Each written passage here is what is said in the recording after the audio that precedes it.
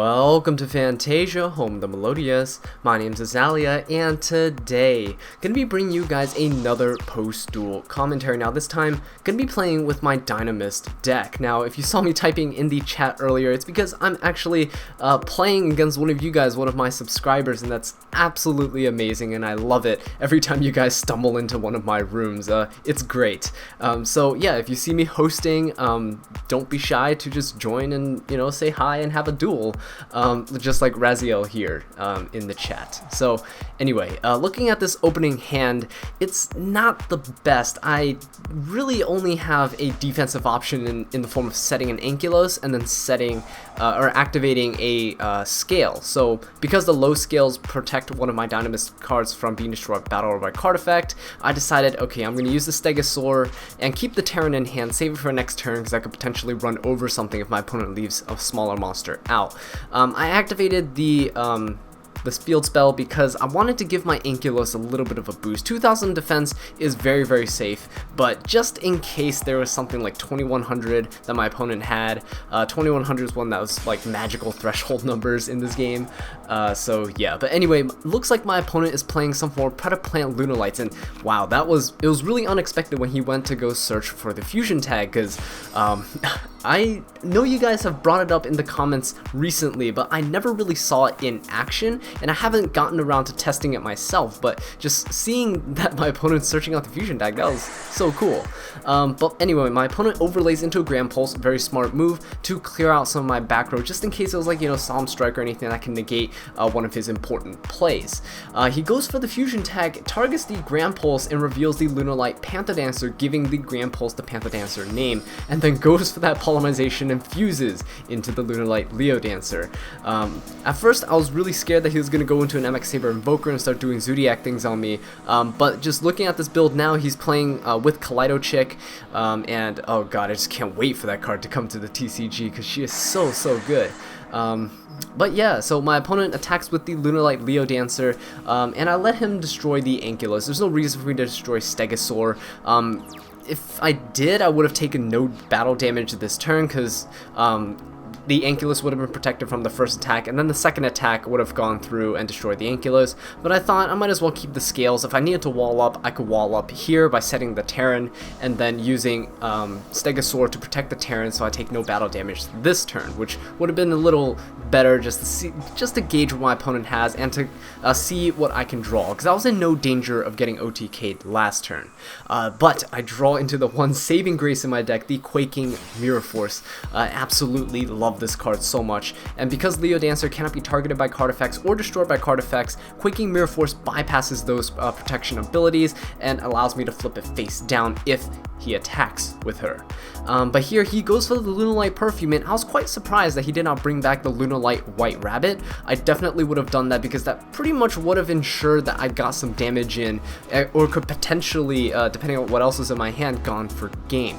But then uses the Lunalight Perfume's Graveyard effect to discard the polymerization, which was a little questionable. I probably wouldn't have done that, but then again, he searched out the Black Sheep, so had other access to polymerizations and things like that, so it's perfectly fine what he did there. I thought that he was going to go for the Lunalight Kaleido Chick, sending the Lunalight Wolf from his deck to the graveyard, and then discarding the Lunalight Black Sheep to add that Lunalight Wolf from his graveyard to his hand. Now, he could have searched for the Lunalight Wolf immediately with the Lunalight Perfume, but if he did that, it would have just been a way to get Lunalight Wolf while getting an extra Lunalight body into the graveyard, just in case he didn't want to banish anything else that was already there. So that's just something to keep in mind when moving forward. But my opponent thankfully attacks with his Lunalight Leo Dancer, and I flip the Quaking Mirror Force, and yeah, flip it face down. He can't flip it back face up because battle position of the monster cannot be changed, so that's really good.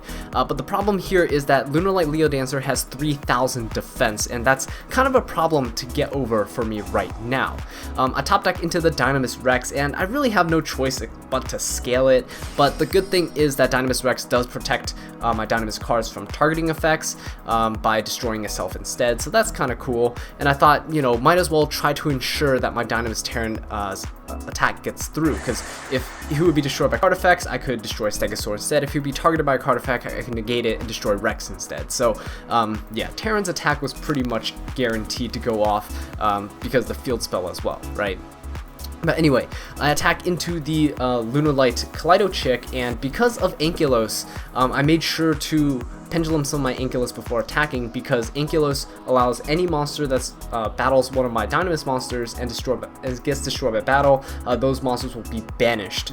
So that's really nice. Then he cannot use that Kaleido Chick and, you know, keep sending Lunalights to the graveyard and fuel the engine, because I know how potent Kaleido Chick is in the deck.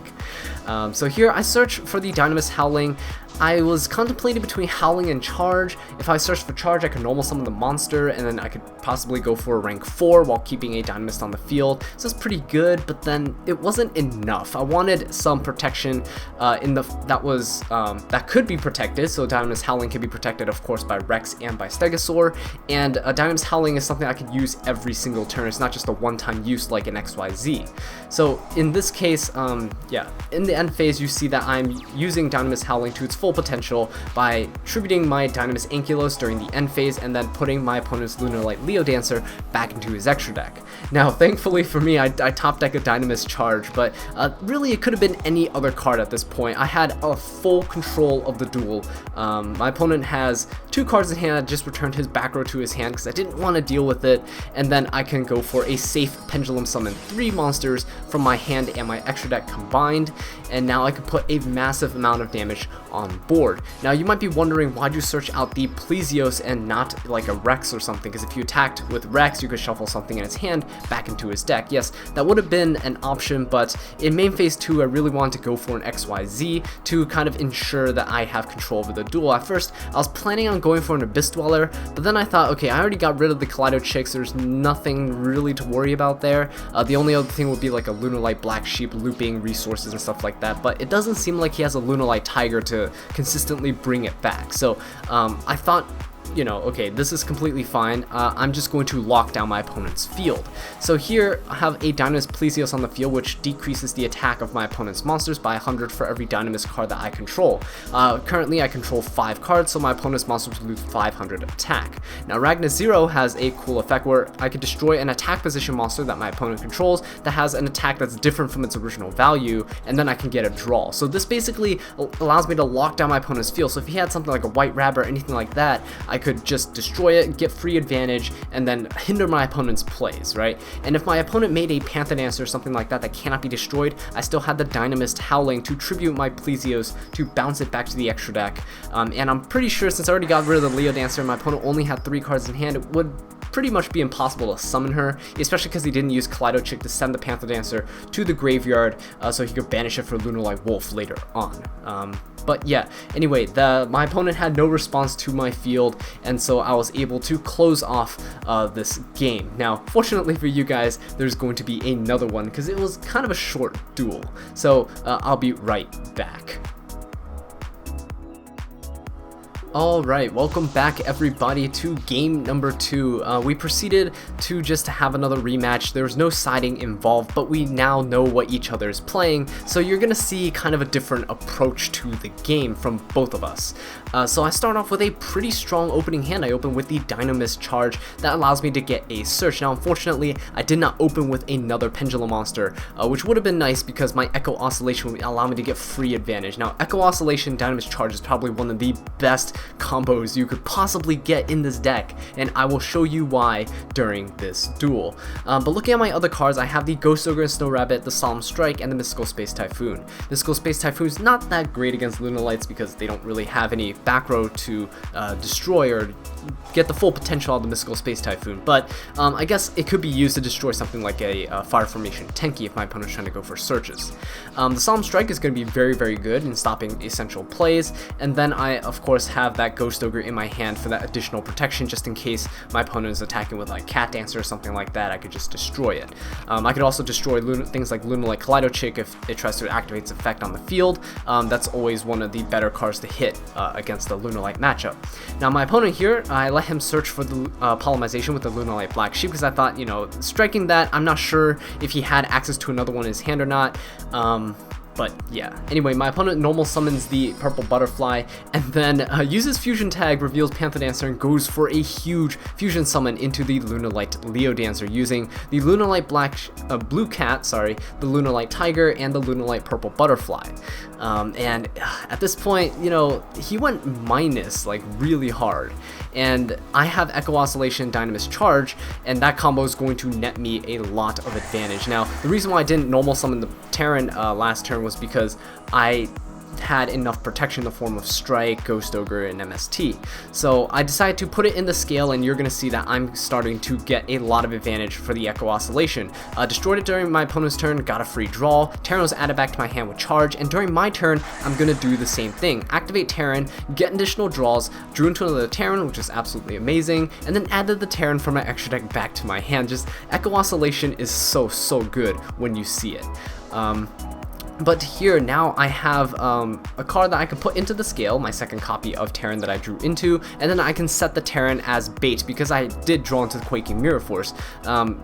Echo Oscillation is really great for just deep drawing into the deck. Now, if you're wondering why my opponent didn't actually attack the last turn, it's because he was scared of my back row. He knows that I play Quaking Mirror Forces and things like that, so he just has Leo Dancer kind of try and stall it out with a beat stick. Now, fortunately for me, he does have the Fire Formation Tenki that I was able to use my Mystical Space Typhoon on, freeing up some back row space so I can set additional traps. Now, because I was typing and whatnot, I forgot to actually use the Echo Oscillation during my opponent's end phase, so I had to, you know, do it on my turn here. But I draw into the Dinomist Howling, and that's absolutely amazing, grants me additional field control. And as you remember from last duel, when I flipped his Leo Dancer face down, the best way for me to get rid of it was to use Dinomist Howling and just return it while it's still face down back into the extra deck. So that is something that I will definitely be trying to do here as well. My opponent's being very careful of my back row, and yeah, just not attacking with the Lunalight Leo Dancer. Pretty smart though. What he really needs right now is something like a Kaleido Chick, which can grant him access to hopefully something like a Lunalight Wolf or anything that could banish the Kaleido Chick, because once that happens, I cannot activate anything during the battle phase, and then he'll be able to safely attack with his Lunalight Leo Dancer. That's one of the great things about Kaleido Chick is she makes a battle-oriented deck be able to attack safely, right? Especially with things like Quaking and Storming Mirror Forces running amok in people's main and side decks right now. Anyway, I set the Dinomist Howling, and then yeah, I don't have enough space for the Solemn Strike or the Dinomist Rush, but I don't really need that many traps right now, and I'd rather get the advantage from the Echo Oscillation, just continuously generate it. As you could see with my Dinomist Rex, I just scaled it. I have 5 back row, 6 cards in hand, 1 monster on the field. This is absolutely insane compared to my opponent's 2 cards, and not to judge my opponent or anything, but just to analyze this field right now, when he went for that fusion play, he probably had better options available to him, especially since he had fusion tag and stuff like that. I probably could have just invested in like something like a Panther Dancer, and it would have been safer. But yeah, here you're seeing why a Lunalight Leo Dancer Turbo build isn't really the best option to go for in most cases. Lunalight Leo Dancer, although it's an amazing card, she does suffer from a lot of weaknesses, and I do have access to cards like Utopia Lightning in my extra deck that can easily run over her, but again, using that Dinomist Howling on the face down Leo Dancer to return to the extra deck is just so amazing because it's basically free. Now here I go for just one more draw to see what I can get, and just draw into more Dinomists, and that's absolutely amazing because now my opponent's field is absolutely clear. I do not have to worry about Solemn Warning, Solemn Strike, anything like that, and I can go and Pendulum 5 monsters from my hand and my extra deck. And the cool thing about Dinomist is even during Link format, you'll be able to go for massive Pendulum summons like this.